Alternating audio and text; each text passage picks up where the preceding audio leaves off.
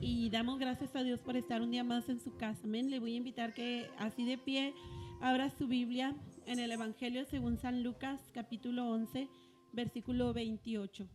Lucas, capítulo 11, versículo 28. Vamos a darle lectura, hermanos, y de esta manera comenzamos la escuela dominical. Lucas 11, 28.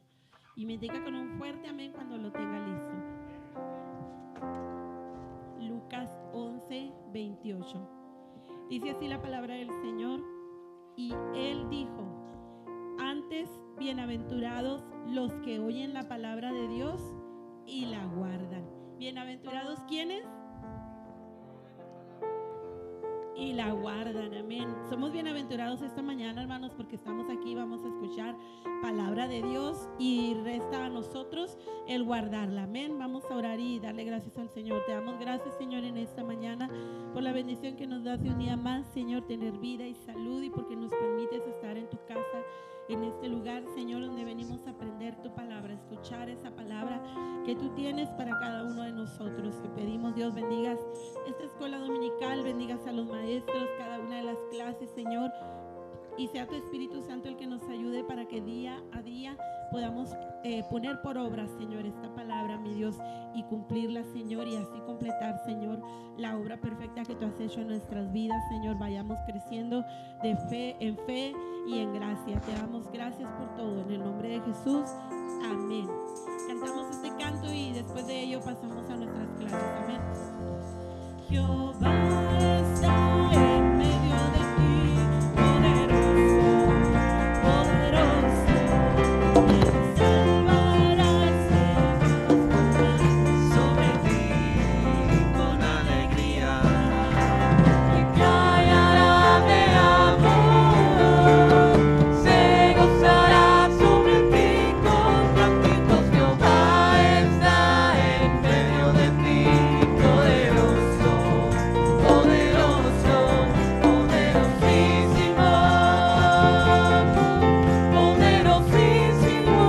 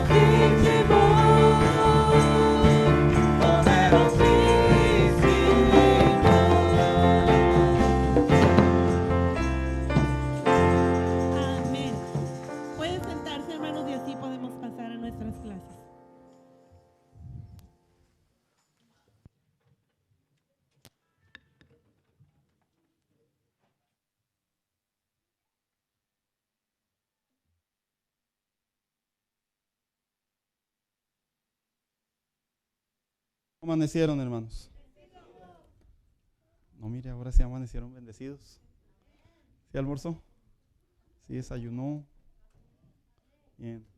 Bienvenidos, hermanos. Qué bueno que estamos aquí en la escuela dominical una vez más.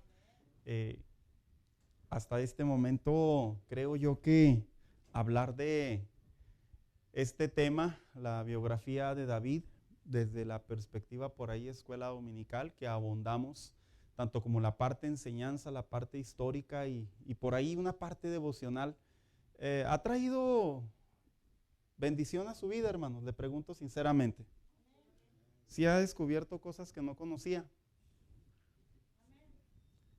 El porqué de las cosas.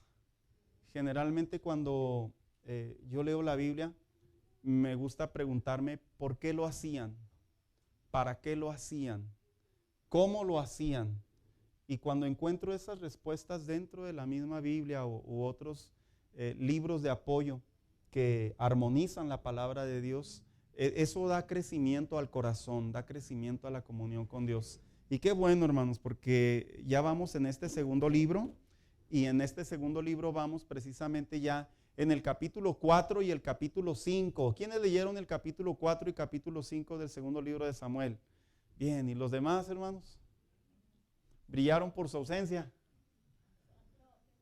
Bien, como decía el apóstol Pablo, los llevaré en mis oraciones, gemiré por ustedes, pero no me hagan gemir tanto, por favor, hermano.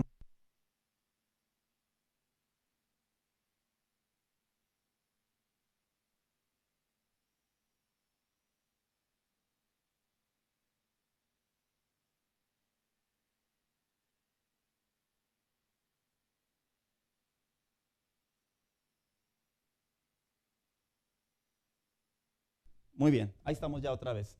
Vamos a entrar en esta parte, ahora viene siendo la parte número 24, hermanos. Imagínense, ya llevamos prácticamente casi medio año hablando acerca de la vida de este hombre, la vida del rey David, un hombre muy significativo en la Biblia, hermanos.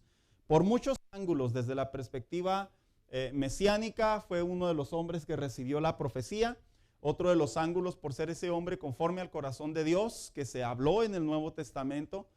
Otra de las razones por ver en él, yo creo que una de sus áreas que se resaltan en la vida de David es su humildad, hermanos. A pesar de ser un rey tan exitoso y un soldado tan exitoso, ¿cómo es que mantuvo esos pies en la tierra? Asunto que en estos tiempos hace mucha falta ejercitar en la vida cristiana.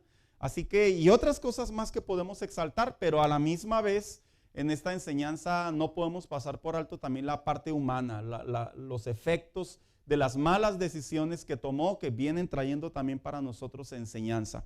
Así que vamos a entrar a la parte 24, hermanos, y la he titulado Las promesas de Dios no tardan y son perfectas. ¿Sabe qué? Cuando hablamos de la vida del rey David, en esta parte, capítulo 4 y capítulo 5, se ven dos sucesos muy interesantes, así a manera de visión general. El capítulo 4 nos habla de qué en particular. ¿De la muerte de quién? De la muerte del hijo de Saúl. Vemos esa parte muy dolorosa, porque inclusive hasta el mismo rey le puede la muerte de este hijo de Saúl, pero a la misma vez podemos ver la traición que recibió, que vamos a estar hablando un poco de ello. Y en el capítulo siguiente, el capítulo 5, vemos precisamente cómo es que las demás tribus finalmente, dice la Biblia, que van los ancianos a acercarse con David y a declararlo como rey. Y ahí hay unas partes que el escritor, el escriba, toma muy en cuenta en relación a este suceso. Y es precisamente que él data el tiempo que duró David como rey. Él data también el tiempo que duró David al frente de solamente Judá. Y aunque no data el tiempo, hermanos, en este mismo capítulo, no data el tiempo de cuánto duró el proceso desde que fue ungido hasta que recibió el primer, vamos a llamarlo así, la primera parte del trono. Yo sí la traigo porque es bueno, se sacan fechas y esas fechas están de acuerdo a la Biblia. Así que vamos a entrar en ellas. ¿Por qué? Porque estas fechas nos hablan del tiempo de las promesas de Dios. Las promesas de Dios toman tiempo, eso es algo que no debemos de olvidar. Las promesas de Dios, Él lo puede hacer al instante. No hay duda alguna, Él no tiene problemas, pero la Biblia sí nos enseña que generalmente el tiempo de Dios es para nuestro propio bien, como cuando nos dicen nuestros hijos por ahí, ¿verdad? ¿Me lo compras? Ahorita no, pero vi que tienes dinero. Dicen de repente los hijos, ¿verdad? Sí, efectivamente. Pero lo puedes sacar con la tarjeta de crédito. Sí, efectivamente también. Pero tienes 2 carros. ¿Para qué quieres 2? Sí, efectivamente también. Pero cuando observamos a nuestros hijos en este tipo de casos, tomamos decisiones que muchas de las veces el tiempo pasa por un proceso de evaluación, un proceso de madurez, un proceso perfecto o un tiempo perfecto en el que Dios hace las cosas. Y esa parte en la vida cristiana la debemos de comprender, hermanos. uno de los grandes problemas del cristianismo de ahora es que no tenemos paciencia. Y al no tener la paciencia nos desanimamos, nos frustramos, nos desesperamos, renegamos, nos alteramos, nos enojamos, tomamos malas decisiones, cometemos equivocaciones en donde la gran mayoría de las veces terminan en trágicos sucesos, hermanos. Así que vamos a entrar en esta parte tan interesante del capítulo 5, en donde vamos a ver David finalmente coronado, hermanos, teniendo la promesa de Dios que se le había dado en aquel evento privado en donde solamente estaban sus hermanos, su padre y el sacerdote. Y nadie más lo sabía aparentemente, Aparentemente nadie más lo sabía, que vamos a llegar a la culminación del capítulo 5, en donde por alguna razón lo que había sucedido en ese evento privado ya había salido a la luz. No se sabe cuándo, pero sí ya sabían los ancianos que David había sido ungido como rey desde muchos, muchos años atrás. Y no precisamente cuando tomó Judá, sino desde aquella ocasión cuando fue el sacerdote Samuel. Así que vamos a entrar. Las promesas de Dios no tardan, son perfectas. Capítulo 4, introducción, dice, el tema de las promesas de Dios, dice, en la actualidad ha tomado relevancia, pero es importante enfocarnos que no son promesas gratis, hermanos. La gran equivocación de muchos asuntos cuando yo escucho a los predicadores, la gracia es gratis. Yo me quedo patinando y digo, gratis, así, gratis, gratis, gratis. Hay algo a cambio. ¿Y qué es lo que se da a cambio? Arrepentimiento y aceptación, sumisión. No es gratis así como la pintan generalmente. La gracia es gratis desde la perspectiva que no hay costo económico, que no hay un tiempo establecido de trabajo, como generalmente o culturalmente la vida del hombre se rige para obtener las cosas. En realidad la gracia de Dios es un regalo, pero va a cambio de una ¿qué? De un arrepentimiento. Así nadie puede decir soy salvo sin haberme arrepentido, y mucho menos dar frutos, hermanos. Es que a mí me dijeron que la salvación es gratis. ¿Y ya te arrepentiste? No, me dijeron que es gratis. Espérate, tienes que arrepentirte. Ya me arrepentí. ¿Ok? La salvación es gratis, ¿ok? ¿Y ya das frutos de arrepentimiento? No, pues a mí nomás me dijeron que hiciera una oración de fe y ya, con eso amarraba la salvación. No, tú tienes que vivir bajo una sumisión, bajo un cambio de vida, de una nueva vida en Cristo. De lo contrario, tú lo único que hiciste fue que te convenció la palabra de Dios, como cuando usted lo convence un producto en la tienda, pero no lo compra. ¿A qué padre estaba? ¿Lo compraste? No, pero estaba bien padre. De igual manera, las promesas de Dios, ¿qué cree? Generalmente tienen el mismo enfoque. Las promesas de Dios, a pesar de que están ahí de manera hasta cierto punto gratuita, porque en realidad, hermanos, es soberanía de Dios. En realidad, las promesas de Dios sí traen cláusulas. Por ejemplo, a Abraham se le prometió que iba a ser padre de multitudes. ¿Y qué se le pidió a Abraham? Que dejara su tierra y su parentela y que esperara el tiempo en que iba a tener un hijo. Cuando usted voltea a ver a David se le ungió para ser rey. Pero ¿qué tenía que hacer David? Esperar el tiempo de Dios. Y a Adán y a Eva se les prometió el Edén. ¿Y qué tenían que hacer? Pues no comer del fruto prohibido. No, pastor, entonces, ¿cómo que las promesas no son gratis, no son free? No, van acondicionadas. A ver, dele todo a su hijo, nomás porque es su hijo. Pues no, dijo la hermana Carrera, no, pues no. Claro que no. Hay un proceso, hay cláusulas, es parte de la cultura del hombre. El padre que comete la imprudencia de darle a su hijo nomás por tener su sangre, mucho cuidado, porque de lejos a veces de bendecirlos los terminamos dañando o maldiciendo, que sucede mucho. Entonces la Biblia nos muestra un panorama que las promesas de Dios sí son para nosotros, pero pasan por un filtro de obediencia, un filtro de espera, un filtro de fidelidad. Entonces, vamos a seguir continuando. Dice, es un tema de mucha relevancia. Dice, sin esfuerzo u obediencia u paciencia. No, claro que no, eso es un error. Lo que ha frustrado a muchos creyentes, dice, y a otros los ha confundido por su falta de cumplimiento. Nuestro deber es conocer, estudiar cómo se conjugan sus promesas con nuestra vida cristiana.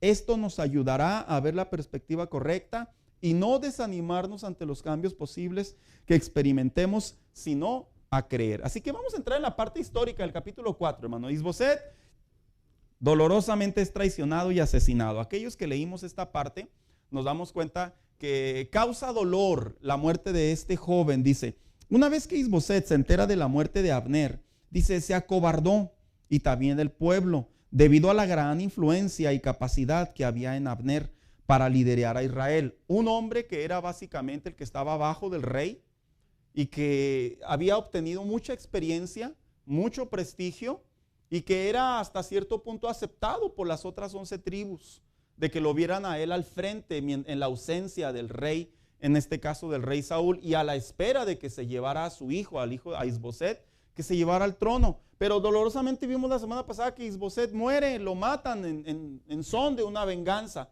Así que cuando muere Isboset, dice el escritor que se entera, cuando muere Abner, dice el escritor que Isboset le da miedo. Pues ¿cómo no le va a dar miedo, hermanos? Si básicamente todo apunta a que Isboset era un hombre sin experiencia, no era un hombre que estaba acostumbrado a la realeza o estaba acostumbrado a la batalla o a las decisiones. Así que dice que entra en cobardía, y no solo él, sino también el pueblo. Pues cómo no, ¿verdad? Imagínense si la cabeza tiene miedo. Qué importante es, hermanos, que como padres, voy a tomar aquí la aplicación bien breve, que como padres cuando surja algo en nuestra casa, hermano, no te acobardes, no te dobles, porque si los demás lo ven y van a decir, si mi papá, que se la sabe de todas a todas, que fue panadero y que fue electricista y que fue mecánico y que casi controlaba el viento, y ya ve cómo nos aventamos nuestras historias, hermanos, cuando envejecemos. No, sí, mijo, yo fui parquero. De veras. No, también vendía hot dogs. No, y yo.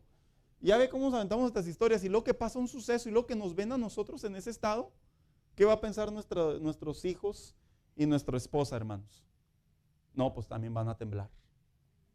Mamás, no se quiebren. No digo que no deben, pero no se quiebren. Vayan a Dios antes de quebrarse. Ahí delante de Él quiébrense todo lo que quiera. Pero todo apunta a que este joven, este hombre, mostró su rostro delante del pueblo, y el pueblo, a ver el rey, la cabeza, el representante de una nación, tirarse, acobardarse, ¿qué más se puede esperar? Que un pueblo también se va a acobardar. Imagínense que como pastores, ¿verdad, hermanos? Ahora me pongo yo de ejemplo. No, pues que ahí viene algo, no sé, persecución o lo que acabó de pasar, ¿verdad? La pandemia, y que tuviéramos pastores todos miedosos, todos así inseguros, así, todos así como que, oh, hermano, pues Dios me lo bendiga, ¿verdad? Pero allá de lejecitos, allá nos mandamos un WhatsApp. No se me acerque porque me muero. ¿Qué concepto tendría la iglesia de mí o de nosotros los pastores o de los líderes, hermanos? ¿En qué concepto quedaríamos? Quedaríamos muy mal. Nuestra dependencia de Dios debe estar por encima de todo. Y ahí vemos el contraste de la vida del rey David.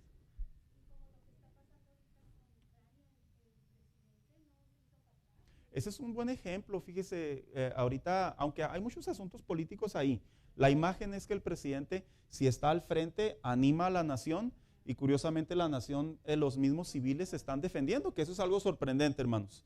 Aquí la intuición, ¿cuál es? Correr. ¿Cuál sobrevivir, Betty? Perdóneme, correr. Entonces vemos una nación que está mostrando, debido a la imagen de su presidente, está mostrando también pues valentía, ¿verdad? Digno de imitar, y sobre todo, hermanos, que hay un gran número de iglesias ahí. Yo he visto muchos documentos que dicen que muchos pastores, hermanos, se están quedando adentro de Ucrania. Qué valentía, la verdad, qué inspiración. En medio del fuego cruzado, en medio del bombardeo, ahí están. ¿Y sabe qué están haciendo? Están orando por las personas, están ayunando, están cumpliendo la labor de todo pastor. Eso es digno de imitar, hermanos, la verdad, digno de imitar totalmente. Entonces, pues la iglesia debe continuar a través de sus líderes. Hermana Carrera.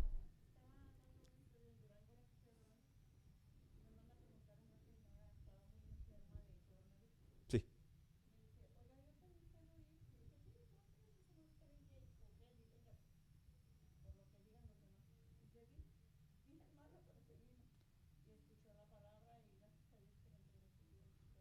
pues una experiencia muy, vamos a llamarlo muy única. No, pues imagínese ir al alma, ¿verdad? Ay, que es en su casa, ahorita le caigo más tarde. Grandes decisiones para tomar, pero bueno, ahí es donde nosotros los hijos de Dios debemos de actuar por fe. A veces la prudencia es un disfraz, hermanos, de miedo, la verdad. Hay muchos cristianos prudentes todavía ahorita. Bien, después dice que al ver que Abner muere, Isboset se acobarda, dice, y en aquel entonces Saúl tenía 2 capitanes, lo que era Baná y Recab, quienes aún seguían en sus funciones. Estos venían siendo capitanes desde los tiempos del rey Saúl. Dice que mientras Isboset estaba tomando una siesta y mientras dormía, también la portera, la persona que estaba en la entrada, dice, estos 2 hombres entraron a su aposento, a su recámara, lo apuñalaron hasta darle muerte, le cortaron la cabeza, un simbolismo de trofeo, y dice que caminaron durante toda la noche a Arabá. ¿Hacia dónde se dirigían estos hombres? Bueno, pues en realidad estos hombres iban a con David, que se encontraba en Hebrón, y dice que Yahvé ha vengado a mi Señor. Una de las frases célebres o de los clichés que se ven mucho en el Antiguo Testamento. Hice justicia, el Señor te hizo justicia. Le fue mal, el Señor hizo que te fuera mal. Como este cliché ahora en la iglesia de ahora es tan común verlo, hermanos. A todos se lo atribuimos que si nosotros actuamos en una decisión que es por injusticia y nosotros tomamos venganza, nosotros decimos, Dios es justo y yo solo fui su instrumento. No te pongas tan espiritual, ¿verdad? La realidad es otra. La realidad es que debemos de ser muy prudentes. ¿Por qué? Porque aquí viene el panorama. Después de viajar toda la noche, se presentan ante David y le llevan la cabeza de Isboset, considerándolo su enemigo. Se da cuenta que para todo el pueblo de Dios, para todo el pueblo de Israel, David y Saúl eran enemigos. Pero para David, la casa de Saúl no la consideraba sus enemigos. Pero la percepción que daba el pueblo era que le hubiera alegrado mucho a David, que hubiera muerto la casa de Saúl, como aquel hombre, ¿verdad? Aquella malecita que pues lleva consigo también. Y se presenta delante de David y le dice, mi Señor, el Señor te ha entregado a tus enemigos. ¿Cómo que me los ha entregado? Y lo mata, lo manda a ejecutar. Lo mismo le sucede a estos hombres. Dice, después de viajar toda la noche, se presenta ante David y le lleva la cabeza de Isboset, considerándolo su enemigo, bajo la frase, Yahvé te ha vengado hoy a mi Señor y Rey. El hombre actuando por cuenta propia, usando el nombre de Dios, que es algo muy común, ¿verdad, hermanos? Hay que ser cautelosos cuando escuchamos esas frases. El Señor te dio eso. Y la pregunta es, ¿cómo te lo dio? ¿Te lo dio a través de una tranza? ¿Te lo dio a través de una injusticia? ¿A través de un abuso? Dios no da las cosas así, hermanos. ¿Sí lo sabía? Dios no da las cosas así. Yo he conversado con diferentes cristianos que de repente me dicen, Dios me bendijo con un carro. Y sí, qué padre, qué bien, qué bendición. ¿Y cómo lo obtuviste? No, pues es que se lo compré a un compa que necesitaba un dinero y lo daba en 3,000 y le dije, te doy 1,000 y si los quieres. Ah, ok, abusaste de él y lo llamas bendición. Así lo llamo yo. Eso se llama oportunismo, eso no es bendición de Dios. Estos hombres iban en oportunistas. ¿Qué creen ustedes que hubiera hecho cualquier otro rey a llevar la cabeza de su enemigo? ¿Qué le hubieran hecho a estos 2 capitanes? Los hubieran subido de nivel, los hubiera aceptado el nuevo rey y posiblemente estarían en una posición a la par del rey, que humanamente hablando es lo que se espera. Pues no fue así. Dice que él no los consideró y dice que se enfurece David, ya que él no los consideraba sus amigos, la casa de Saúl. Y consideraba a este joven, inclusive lo llama David justo. O sea, ¿sé que David lo conocía, hermanos? Lo más probable es que sí. Porque recuerde que ¿dónde vivía David? En el palacio.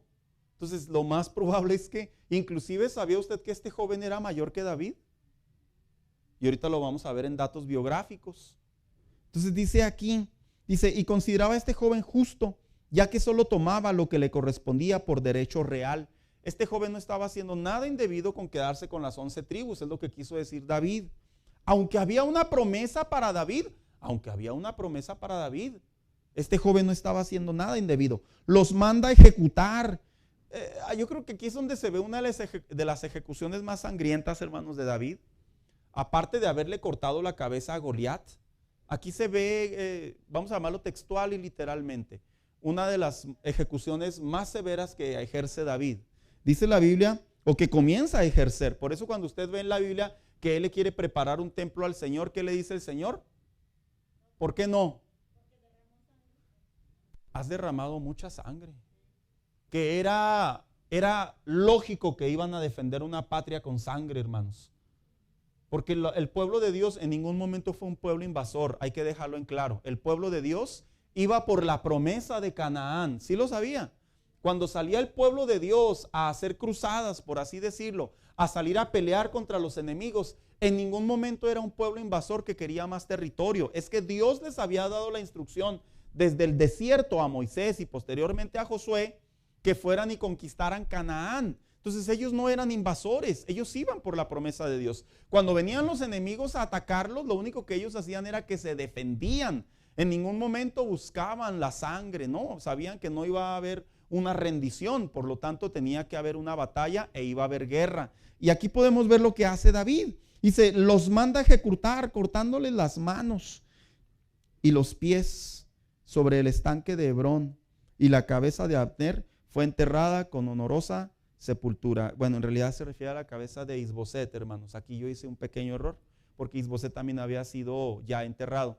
La cabeza de Isboset inclusive se le rinde el respeto de un rey y se le rinden todos los tributos honoríficos. En otras palabras, David no tenía ninguna intención de expresar venganza hacia la casa de Saúl. Después viene, dice aquí el dato histórico, ¿verdad? Dice, David es confirmado rey de todo Israel. Vinieron así todas las tribus de Israel a Hebrón para hablar con David y recordarle que son hueso tuyo y carne tuya somos. En otras palabras, este dicho es, somos hermanos, no hay razón para pelear.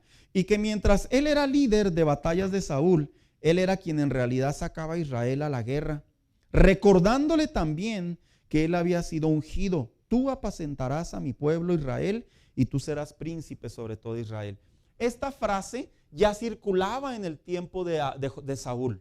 Por eso cuando usted ve a Saúl desquiciado de que Saúl sentía que iba a perder el trono, es que en realidad ya había sido desechado por Dios, y ya circulaba la frase de que David iba a sentarse en el trono sin ser de la corona real, pero sí elegido por Dios. Y esto no sucedió al momento que llegaron los ancianos o el pueblo de Dios. Esto ya venía circulando desde muchos años atrás.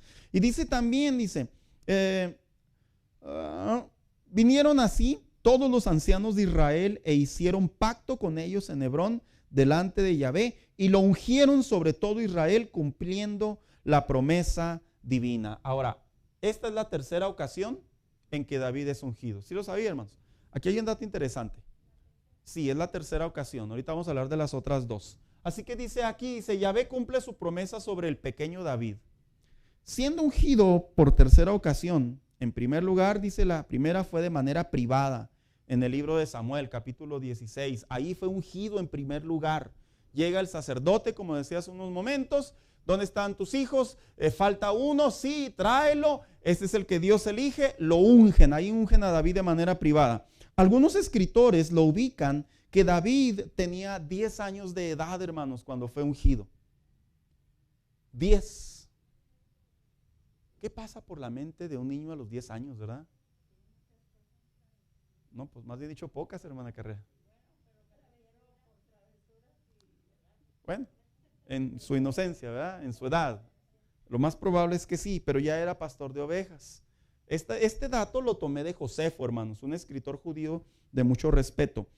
Otros estudiosos dicen que en realidad, dice, una vez que fue ungido, dice, otros 15, luego fue coronado rey de la tribu de Judá. En otras palabras, Josefo lo sitúa a los 10 años. Otros escritores dicen que tenía 15 años cuando fue ungido. Yo me opongo, lo digo con respeto, yo me opongo a la segunda interpretación que le dan, porque yo sí creo que cuando David derrotó a Goliat andaba en escasos 12 años, hermanos, 12, 14 años. todavía no se desarrollaba el cuerpo de un joven, por lo tanto es que sí, lo más probable es que sí, aunque Saúl era grande. Y dice aquí, luego cuando fue coronado rey de la tribu de Judá, él tenía 23 años, hermanos. Dice, ¿a la qué edad lo sientan en Judá? En otras palabras, cuando muere el rey Saúl, ¿cuántos años tenía David? Cuando muere el rey Saúl, ¿cuántos años tenía David? Echándole cuentas. Tenía 23 años. Entonces, ¿cuántos años anduvo peleando David? Y a la misma vez en tiempo de cacería. En el tiempo de cacería me refiero que lo perseguía el rey Saúl. Fueron muchos, hermanos. Muchos años. ¿Y cuántos años sirvió al rey Saúl? Muchos años. No voy a entrar en ese término ahorita, no quiero. Pero en lo que lo quiero llevar es que no fue una promesa que se cumplió al instante. Tomó tiempo. Y finalmente, rey de todo Israel a los 30 años. Aunque en realidad como Judá fueron 7 años, 6 meses. Yo di la aproximación. A los 30 años es cuando llegan los ancianos y le dicen, queremos que seas rey de todo Israel.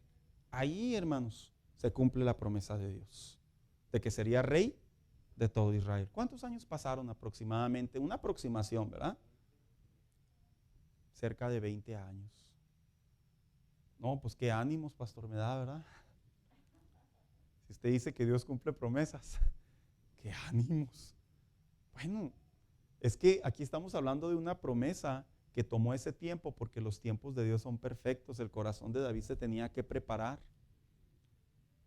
En ocasiones, tal vez es probable que hay promesas de Dios que tardan un año, hermanos, pero no debemos de verlo como un tiempo excesivo, lo debemos de ver como un tiempo apropiado. Le voy a poner un ejemplo, como los hijos. Cuando les decimos que están chiquitos, aquellos que tuvieron la experiencia, los hijos estaban chiquitos y les decíamos, te vamos a llevar la pizza. ¿A qué horas? En la tarde. Usted se los dice en la mañana. Y luego a la hora que le preguntan. Y luego pasan un par de horas y luego ¿qué le preguntan? ¿Ya nos vamos? Y luego llega un punto en donde ya, no nos vas a llevar, ¿verdad? Y uno dice, te dije en la tarde. Hermanos, esa actitud de niños, ¿qué cree? A veces es muy común en nuestra vida cristiana. Dios nos dice, espera, te voy a cumplir. Y nosotros, no sé, nos mete ese espíritu, ¿verdad? De chamaqués y nos ponemos necios. Disfrutemos el tiempo de la espera de Dios. No, pastor, ¿qué se va a andar disfrutando? ¿A poco usted cree que David andaba lamentándose? ¿Por qué no me cumples? Tú me prometiste un trono, me prometiste una casa, me prometiste un palacio. No. Él andaba haciendo lo que debería estar haciendo delante de Dios y delante de los hombres. Así que dice, esto daba cumplimiento a la promesa de Dios. Su reino duró 40 años, así que situamos que David duró en vida 70 años. Y fueron tiempos gloriosos para Israel, ya que fue considerada una nación temida por las naciones extranjeras. El tiempo que se sentó David, hermanos, básicamente fue un tiempo de mucho reconocimiento por las naciones extranjeras. Ahora, David conquista Jerusalén. Este es un dato histórico muy interesante. A veces sí me han preguntado a mí personas, ¿de dónde salió Jerusalén? Yo les digo, bueno, en realidad así como que llegaron y ahí titularon Jerusalén, no.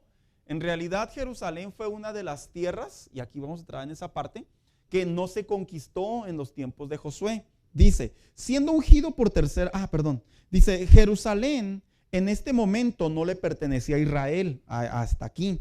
Era tierra de los jebuseos. ¿Y quiénes eran los jebuseos?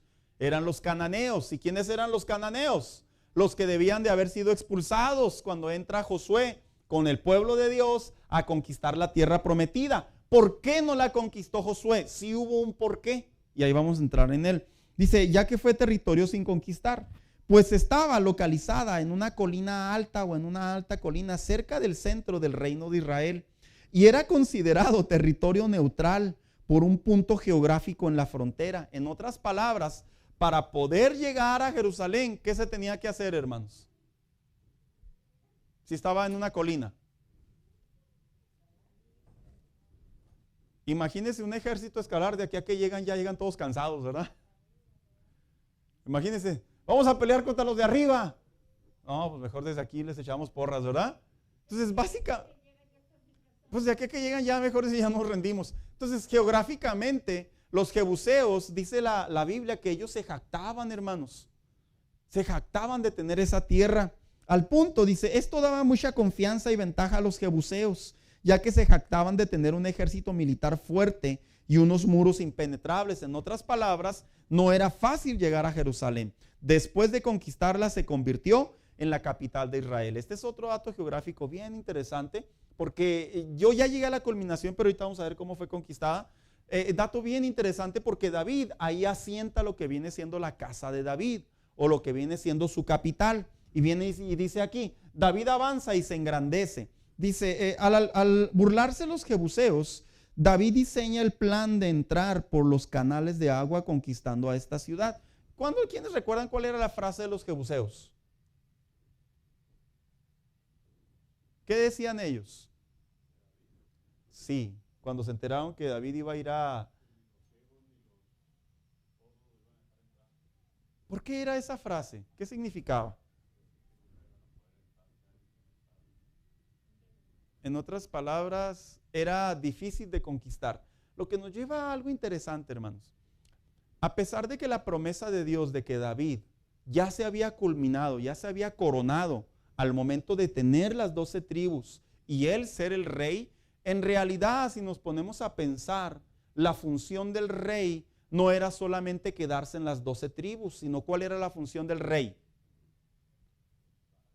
Conquistar lo que Dios les había prometido. A lo que nos lleva a lo siguiente: las promesas de Dios, cuando se cumplen, no solamente es decir gracias porque ya me la diste, Señor, gracias porque ya es mío. ¿Qué se tiene que hacer? Se tiene que administrar, se tiene que cuidar, se tiene que procurar, se tiene que dar fruto. Hermanos, dicen por ahí que lo que se da no se cuida. ¿Sí ha escuchado eso por ahí? No se valora. Como cuando los hijos, ¿no? Vaya la comparación tan común. Como cuando los hijos les compramos algo, hermanos.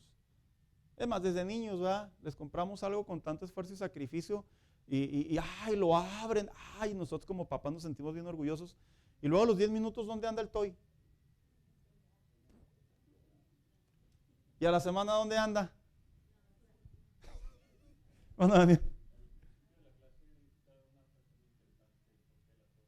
Sí.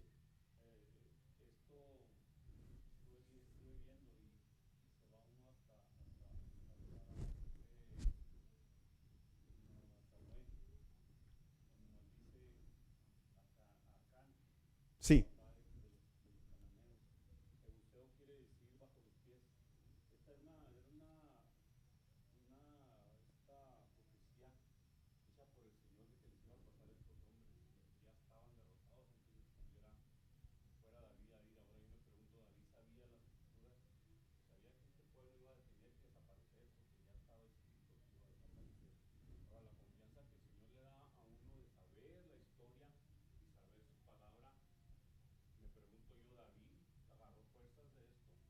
Lo más probable es que sí. Y sabe que la explicación que acabo de dar se debe de aplicar mucho a la relación con Dios.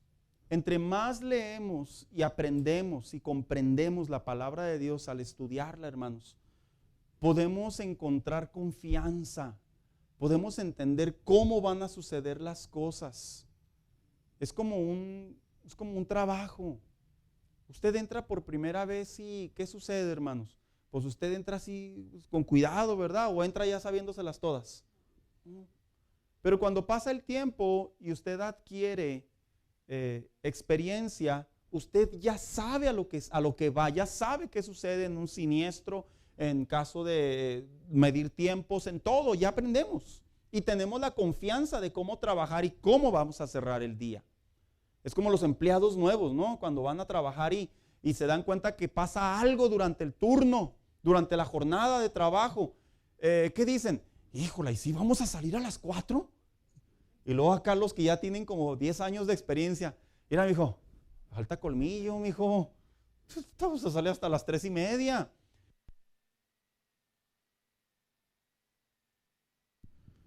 Sí, mira, ya murió, ya va a morir. Esa comparación que yo hago es muy común en la comunión con Dios. Gracias, Alex. No, pues ahora sí las pilas están.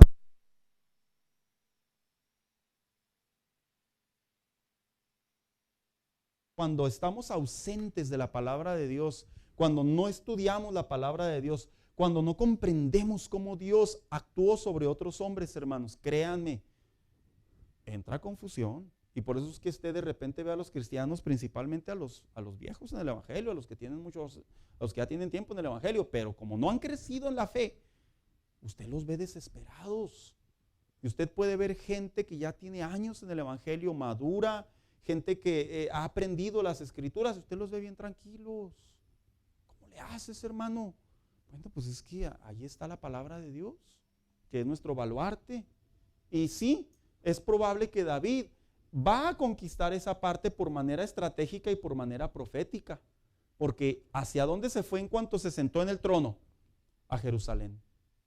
En otras palabras, lo que no había hecho Josué, él iba por ello. No significa que Josué no podía, hermanos, eran otros tiempos. Josué llegó a tierra virgen, en otras palabras, Josué llegó a tierra abierta. Y cuando se sientan las 12 tribus, ya cada quien tenía su territorio. Betty, le había levantado la mano.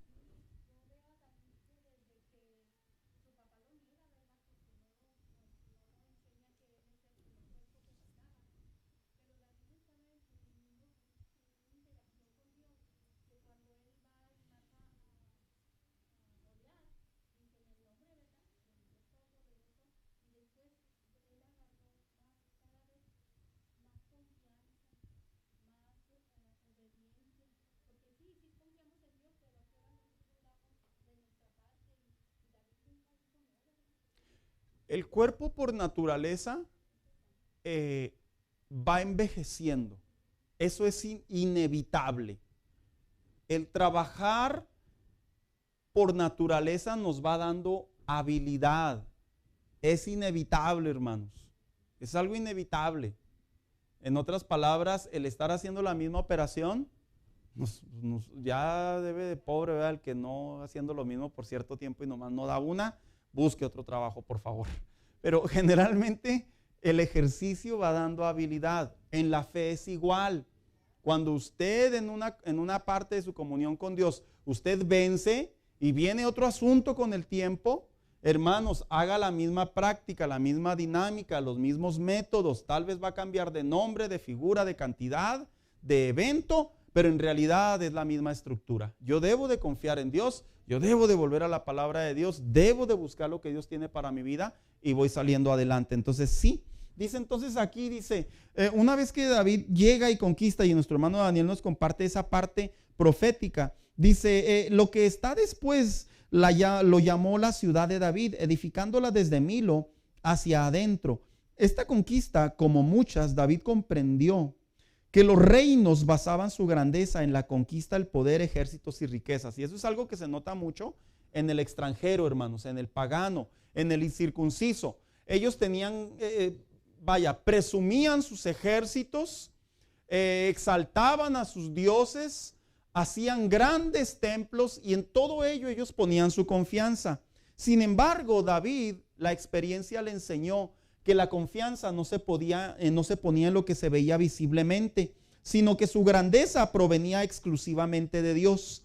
Esta manera de gobernar era distinta, ya que tuvo que mantener su ambición bajo control a pesar de su fama y éxito. Qué difícil es cuando vamos creciendo en la fe y se va viendo el fruto ministerialmente, económicamente, profesionalmente, laboralmente, socialmente. Qué difícil es no perder los pies de la tierra. Las promesas de Dios hacen mucho eso, que dañan. Y no es que la promesa nos dañe, es que la promesa de Dios generalmente va a traer un plus, nos va a escalar. Y a veces es muy natural, hermanos, que no es correcto. Pero en nuestra carnalidad es muy natural que nosotros nos sentimos mejores. Nos sentimos de la high, o superiores, o más sabiondos, o mejores usados por Dios, o exclusivos, o la Coca-Cola en el desierto, como usted me quiere interpretar el término. Sí pasa, sí sucede. Es por eso que cuando vemos cómo las promesas de Dios se cumplen, En realidad es porque ya vamos pasando por el proceso de ser moldeados por Dios, hermanos. Ya vamos pasando por ese proceso. Así que viene la frase, ¿verdad? Aquí dice, ¿cómo se cumplen las promesas de Dios? Dice, las promesas de Dios se cumplen así. Vamos a ver algunos puntos en caso de David. Las promesas de Dios no alteran o retrasan los tiempos. Están trazadas de manera perfecta y con sabiduría, como se cumplió en David. En primer lugar, las promesas de Dios se cumplen a través de un propósito. Dios no cumple promesas nomás porque no tiene nada en que gastar su poder. Así como que, para poder declarar impuestos, a ver a quién le doy. No. Dios cumple sus promesas y da promesas porque tiene propósitos. Si tú ganas más, es porque hay un propósito. Sí, ahora sí ya me voy a poder ir 3 veces a la semana al restaurante. Ay, Dios mío. Sí, ahora sí voy a poder comprarme mi trocononón. No lo digo por nadie, hermanos, pero es que lo he visto, hermanos. Y no meramente un trocononón, también puede ser un carrononón, ¿verdad? Las promesas de Dios cuando van en el área económica generalmente es para administrar, para bendecir a la misma vez. Voy a bajar mis deudas, voy a bendecir a alguien más. Hombre, ¿qué voy a andar pensando en bendecir cuando Dios me bendice, ¿verdad? ¿Por qué tan callados, hermanos? ¿A quién les ha pasado el pensamiento cuando usted recibe una bendición de Dios y lo primero que le pasa es ¿a quién puedo bendecir? ¿A quién le ha pasado eso por la cabeza, hermano? ¿Qué así? No, pastor, ni cuenta, no dice nada.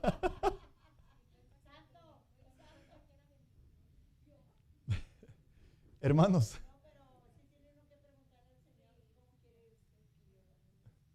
hermanos, estos son principios en la vida cristiana.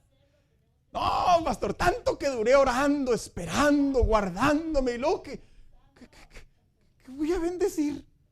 Pues es que esa es la vida cristiana. La vida cristiana es ver por el necesitado, el desamparado, bendecir, apoyar, administrar, disfrutar. Pastor, pero ¿y dónde queda mi ganancia? Usted también se va a quedar con una parte, no se desanime. No le estoy diciendo que lo dé todo. Seamos sabios para administrar las bendiciones de Dios. Hermana Carrera, las promesas de Dios. Recibimos, pero no sabemos para quién van a ser las cosas en realidad. A veces puede ser que sean para uno, puede ser que sea para el que está enfrente de uno. Fíjese que eso, hermana Carrera, es algo bien interesante porque a veces sí es cierto. A veces Dios nos da algo, qué curioso, pero no es para nosotros. Nosotros solo somos un vehículo. Así bien breve le platico una experiencia que me pasó hace muchos años.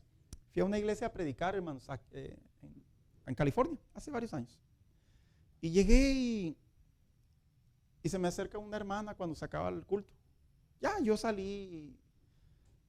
Cuando yo predico, me es muy difícil, hermanos, porque generalmente me acerco a quien me lleva, al pastor. Y estaba así parado, hermanos, así como que sí, Dios le bendiga, gracias. Y se me acerca una hermana, así se me acerca una hermana. Fíjese lo que me dice. Dice, Dios me dijo que ahora iba a venir un predicador y yo no estaba anunciado. Y me dijo el Señor que yo iba a recibir una ofrenda. Y pues yo así como que mirando.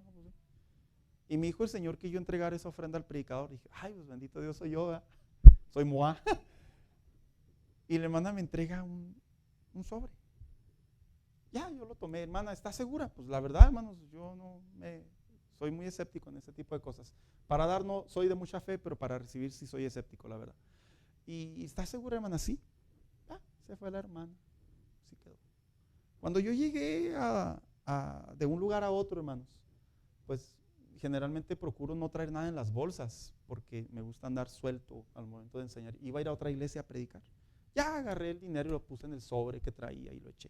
Y en la noche cuando llegué a mi habitación, me di cuenta que me habían dado $200. Dije, wow, dije, Señor, ¿y estos $200? Y se me vino a la mente, hermanos, una deuda que tenía. Y desde allá la pagué. O sea que no era para mí, era para pagar. Bien pudo haber dicho otro, no, pues no se fue al mall, pastor. No, era para pagar. Y a veces las promesas de Dios, las bendiciones de Dios, así funcionan, hermanos, tienen un propósito. David, cuando fue ungido, era un propósito. Con valentía. Fíjese cómo las promesas de Dios se dan. Con valentía. ¿Qué hubiera pasado si David nunca se hubiera enfrentado a Goliat? No hubiera sido conocido, hermanos, tal vez, ¿verdad? 3, con lealtad.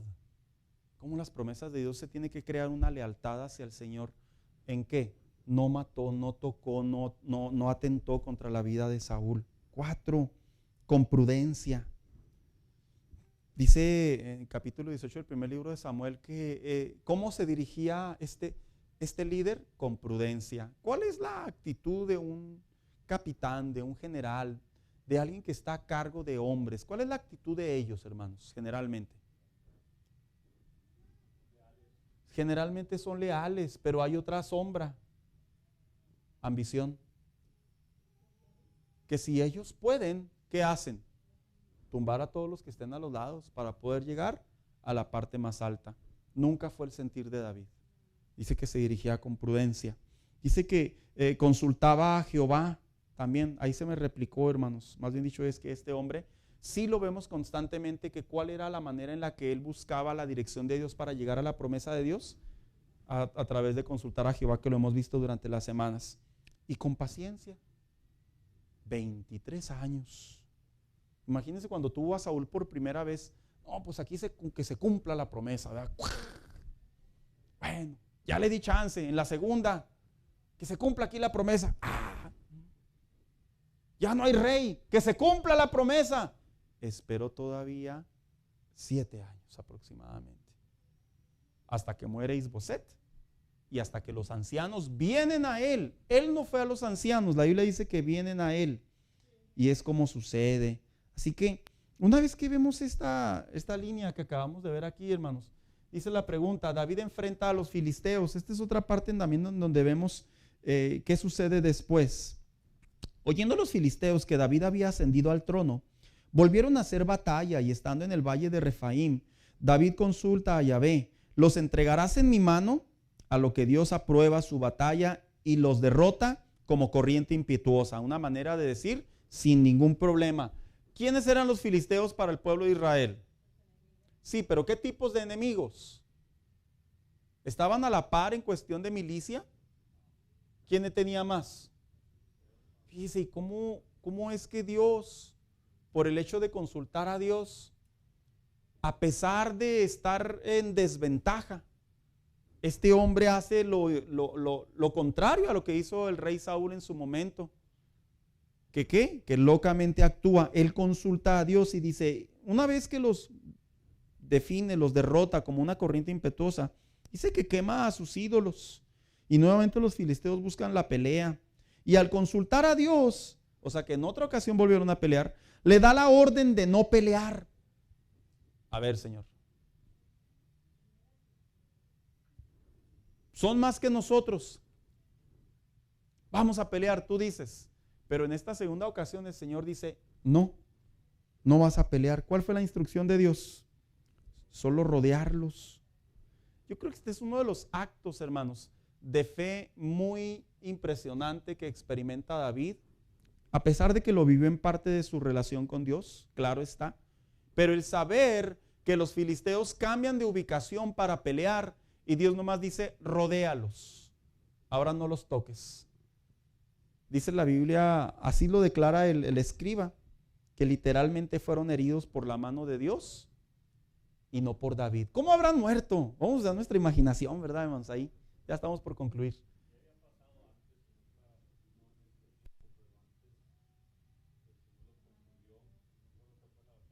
Pues en Gedeón, en los tiempos de Gedeón. Y qué interesante porque los tiempos de Gedeón, ¿cómo salieron ellos? Con instrumentos. Pero aquí, aunque también tiene casi el mismo, obviamente, la misma metodología, yo quiero figurar cómo Dios actúa sin nosotros meter las manos. ¿Cuál es la tendencia del hombre en una batalla? Estamos hablando, pero no estoy hablando meramente literalmente, hermana. Estoy hablando figurativamente. Nuestra tendencia es de defendernos o de atacar. O nuestra tendencia es ¿qué? Correr. Es una tendencia muy común en el hombre y a veces en la vida cristiana. Y aquí vemos que Dios, de una manera totalmente distinta, ahora le muestra a David y al pueblo de Israel, una vez más, que cuando Él dice, yo soy quien voy a intervenir, solamente rodea. En otras palabras, ¿sabe qué fue lo que Dios le dijo a David? Solamente quiero que observes lo que voy a hacer.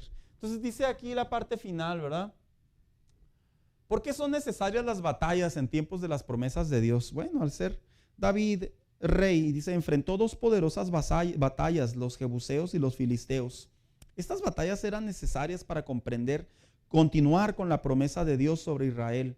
Así que fueron claves para el siguiente paso de esta gran nación de llevar el cumplimiento divino como mesiánico. Fíjese lo que había detrás de este reinado, lo que había detrás de este hombre como instrumento de Dios, lo que decíamos ahorita. Las promesas de Dios cuando se cumplen tienen un propósito. ¿Vemos ventaja? ¿Vemos beneficios? Sí. Y mi sí es muy forzado, hermano. ¿Saben por qué? Porque generalmente vemos a Dios como un inversor. Él es un inversor, Él invierte en nosotros. ¡Qué justo! Es que es cierto, en realidad no es que David, el chamaquito cara bonita, perdón que lo sitúe así, ¿verdad? A Dios le gustaba que él fuera rey, porque tuvo un alto y ahora quería un chamaquito. No, es que David y su corazón iba a llevar a la culminación de que el pueblo de Dios se cumpliera la promesa de Dios, que ahí vamos a entrar en ella brevemente. Betty.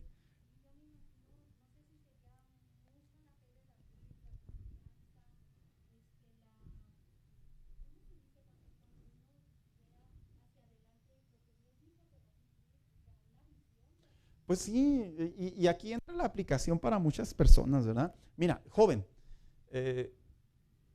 un día va a llegar una doncella, no te desesperes. Sí, pastor, yo quiero que cuando yo camine con ella, todos la volteen a ver.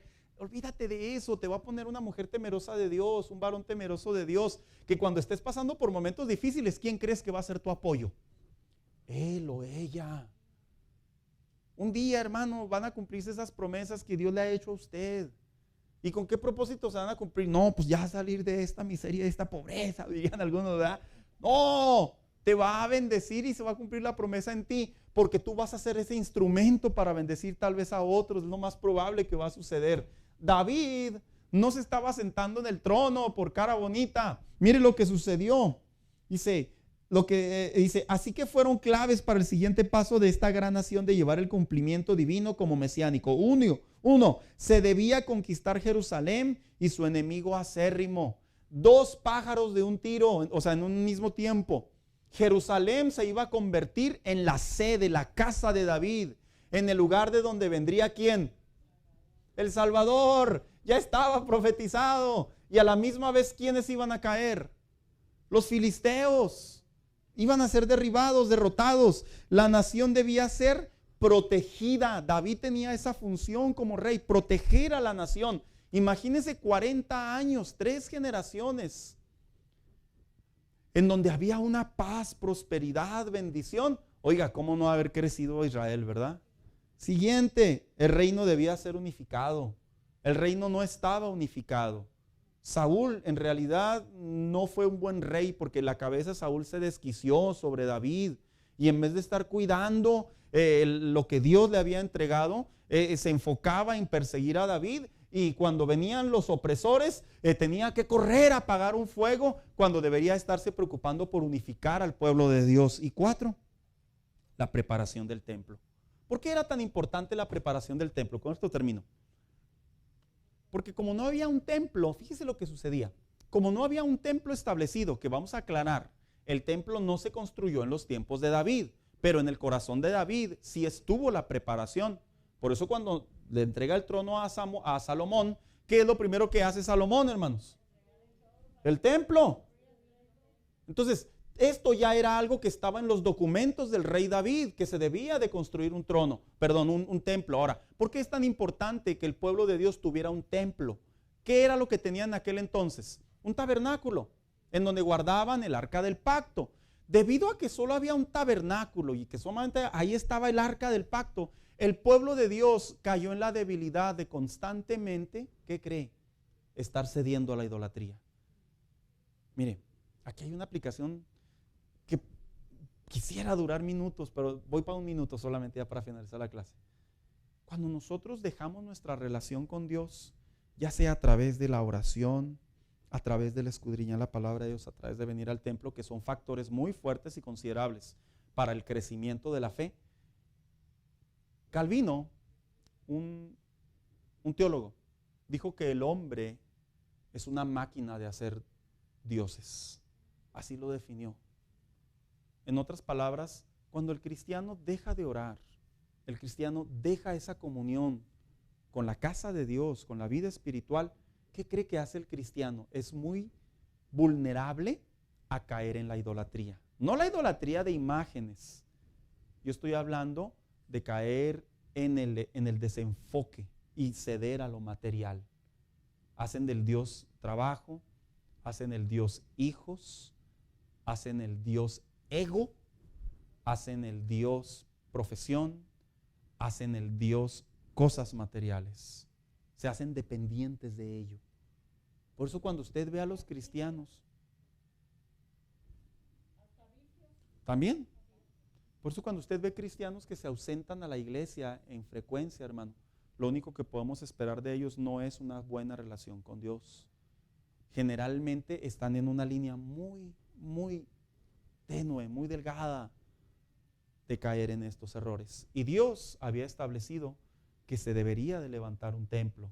Y David fue el que creó esos preparativos, porque lo vamos a seguir viendo más adelante. Entonces, todo cede bajo una promesa. Vamos a ponernos de pie, hermanos, y vamos a darle gracias a Dios en esta mañana.